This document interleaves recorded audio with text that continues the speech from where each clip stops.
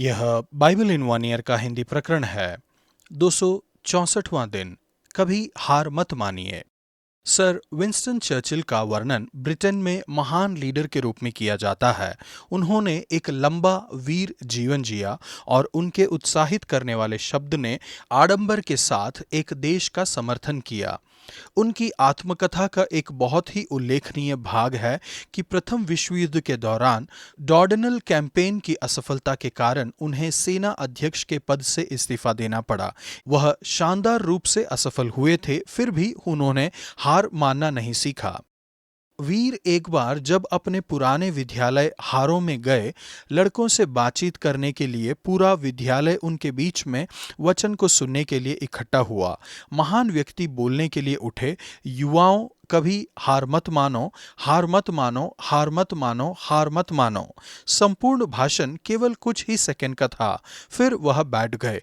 वहां पर उपस्थित लोग कभी उनके वचन को नहीं भूले। यह कहानी का प्रसिद्ध भाग है। चर्चिल ने सच में इनके लिए शब्द कहे, लेकिन एक लंबे भाषण के भाग के रूप में। भाषण के अंत में उन्होंने कहा, कभी हार मत मानो, कभी हार मत मानो, कभी नहीं, कभी नहीं, कभी नहीं, कभी नहीं। किसी भी चीज में, बड़ा या छोटा, कभी हार मत मानो। सम्मान और अच्छाई के अलावा कभी भी बल के सामने मत झुको। शत्रु सी दिखने वाली सामर्थ के सामने कभी मत झुको। आज की पीढ़ी में हमारे जीवन इतने तात्कालिक हैं कि जिस चीज में धीरज से रुकने की आवश्यकता है वह अनाकर्षित लगती है। हमें तुरंत प्रतिफल और तुरंत परिणाम चाहिए, लेकिन कभी-कभी वह प्रतिफल लंबे समय में प्राप्त होता है। नीति वचन 23 का 10 से 18। कभी भी जोशीला होना मत छोड़ो। तू पापियों के विषय मन में डाह न करना, दिन भर यहोवा का भय मानते रहना, क्योंकि अंत में फल होगा और तेरी आशा न टूटेगी। संत पौलुस ने कुछ ऐसा ही लिखा, प्रयत्न करने में आलसी न हो, आत्मिक उन्माद से भरे रहो, प्रभु की सेवा करते रहो।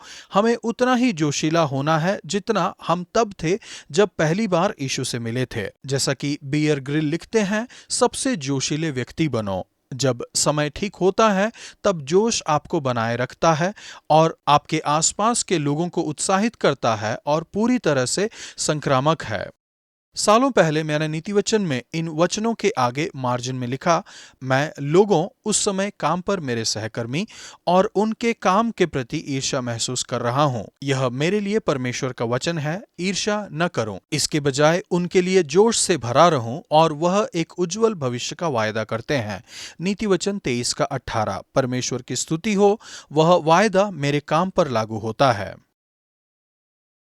परमेश्वर मेरी सहायता कीजिए कि जोश में कभी कम न हो, बल्कि आत्मिक उन्माद को बनाए रखूं। आपका धन्यवाद कि आप मुझसे एक उज्जवल भविष्य का वायदा करते हैं। नया नियम गलातियों 6 का 1 से 18। कभी भी भलाई करना बंद मत करिए। हम भले काम करने में साहस ना छोड़ें, क्योंकि यदि हम ढीले न हों तो ठीक समय पर कटनी काटेंगे। जैसे ही पौलुस इस पत्र के समापन पर पहुंचे, उन्होंने गलातियों को उत्साहित किया कि एक दल के रूप में एक साथ काम करो।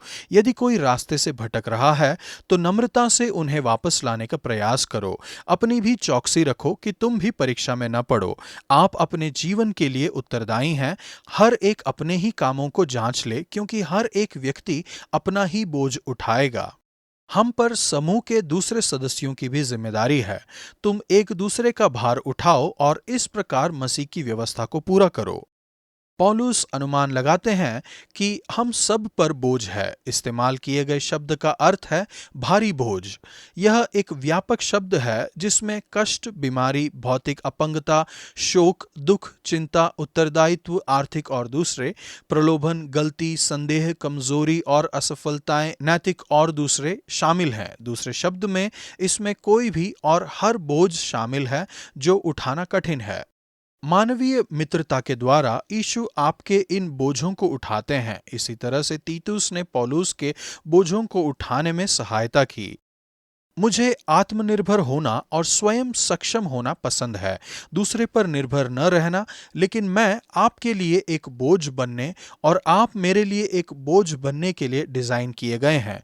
तुम एक दूसरे का भार उठाओ और इस प्रकार मसीह की व्यवस्था को पूरा करो। मैं केवल यह कह सकता हूं कि मेरे जीवन में मैं उन करीबी मित्रों का बहुत आभारी हूं जिनके साथ हम नियमित रूप से बात करते हैं और प्रार्थना करते हैं, जिन्होंने ऐसे समय में हमारी सहायता की है जब अकेले बोझ उठाना हमारे लिए बहुत भारी लग रहा था। हम एक साथ बहुत सी चीज़ों से गुजरे, हमने साथ साथ कष्ट उठाया और साथ साथ आनंद मनाया। भार को फैलाने में इन सभी चीज़ों ने सहायता की है। समूह का लक्ष्य है अच्छे बीज बोते रहना। मनुष्य जो कुछ बोता है वही काटेगा, क्योंकि जो अपने शरीर के लिए बोता है वह शरीर के द्वारा विनाश की कटनी काटेगा, और जो आत्मा के लिए बोता है वह आत्मा के द्वारा अनंत जीवन की कटनी काटेगा। इसलिए संत पौलुस ने गलातियों को लिखा, हार मत मानो, भलाई करने में थक जाने का प्रलोभन आता है, लेकिन वायदा यह है कि आप एक फसल को काटेंगे यदि आप हार नहीं मानेंगे। सभी के साथ भलाई करने के हर अवसर का लाभ लो, विशेष करके विश्वासी भाइयों के साथ। आसपास बहुत सी निराशाएं हैं, हार मानने का बहुत प्रलोभन आता है। जब आप एक बीज बोते हैं तब आप तुरंत परिणामों को नहीं देखते हैं, इसमें समय लगता है। कभी कभी केवल जब हम साल में पीछे देखते हैं तब हमें पता चलता है कि जो बीज हमने बोया था उसने एक फसल लाया है। ऐसे बहुत से बीज भी बोए गए हैं जिनके बारे में हम कुछ नहीं जानते हैं। जब तक हम स्वर्ग में फसल को न देख लें, सकारात्मक बने रहने की पूंजी है एक अनंत दृष्टिकोण रखना। पौलुस ने कभी भी मसीह के क्रूस का सरल संदेश सुनाना नहीं छोड़ा। वह आगे बढ़ते रहे और बीज बोते रहे। उन्होंने संदेश में कुछ जोड़ना या घटाना अस्वीकार कर दिया। सताव से बचने के लिए उन्होंने एक प्रचलित संदेश सुनाना भी अस्वीकार कर दिया। इसके परिणाम स्वरूप उनका सताव हुआ। उन्होंने लिखा, मैं यीशु के दागों को अपनी देह में लिए फिरता हूं।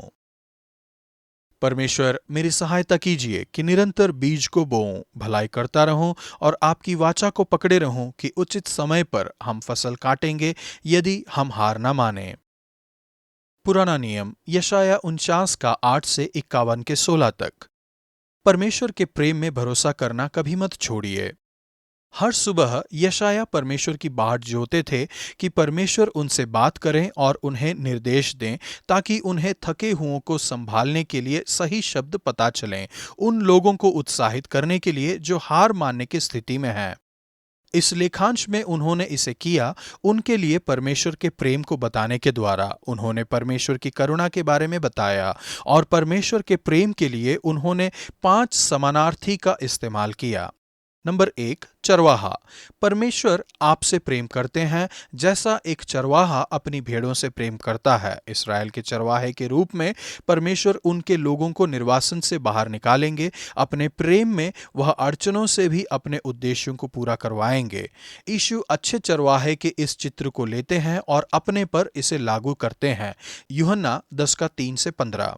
माता, आपके लिए परमेश्वर का प्रेम किसी माँ का उसके बच्चे के लिए प्रेम से बढ़कर है।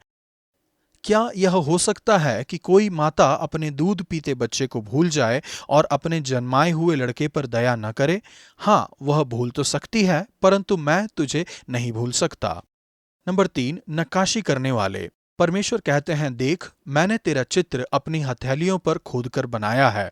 बेबीलोन के निवासी टैटू का इस्तेमाल करते थे अपने आप को उस व्यक्ति की याद दिलाने के लिए जिससे वे प्रेम करते थे। आपके लिए परमेश्वर का प्रेम और कटिबद्धता इस बात से दिखाई देती है कि उन्होंने अपनी हथेली पर आपका चित्र बनाया है। नंबर 4, विजेता।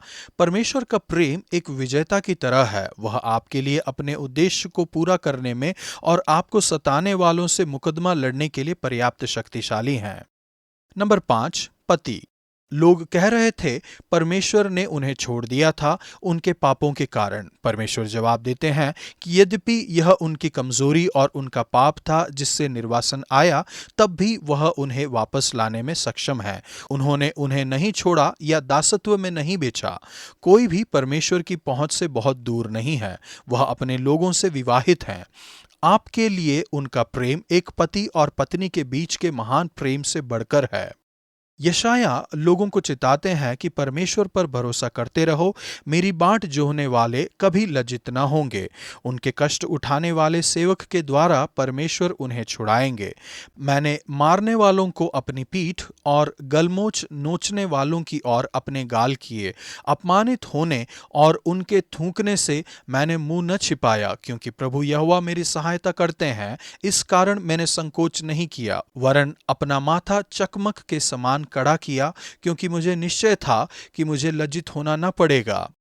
यीशु यह जानते हुए कि उनका मजाक उड़ाया जाएगा और उन पर थूका जाएगा, अपने चेहरे को चकमक के समान कड़ा किया और यरूशलेम में गए, यह जानते हुए कि वहां उन्हें क्रूस पर चढ़ाया जाएगा।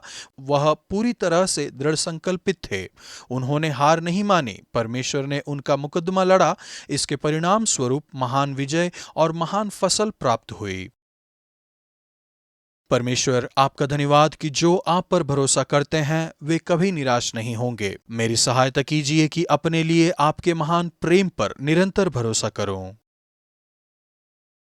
गलातियों 6:9। हम भले काम करने में साहस ना छोड़ें, क्योंकि यदि हम ढीले ना हो तो ठीक समय पर कटनी काटेंगे। निराश होना आसान बात है जब एक स्थिति में बदलाव नहीं आता है, या जिस व्यक्ति की आप सहायता करने की कोशिश कर रहे थे वह और भी बुरी स्थिति में आ जाता है। यह वचन कहता है कि निरंतर आगे बढ़ते रहो और आखिरकार आप एक फसल पाएंगे। आज का वचन, हम भले काम करने में हियाव ना छोड़ें, क्योंकि यदि हम ढीले ना हो तो ठीक समय पर कटनी काटेंगे। गलातियों 6:9।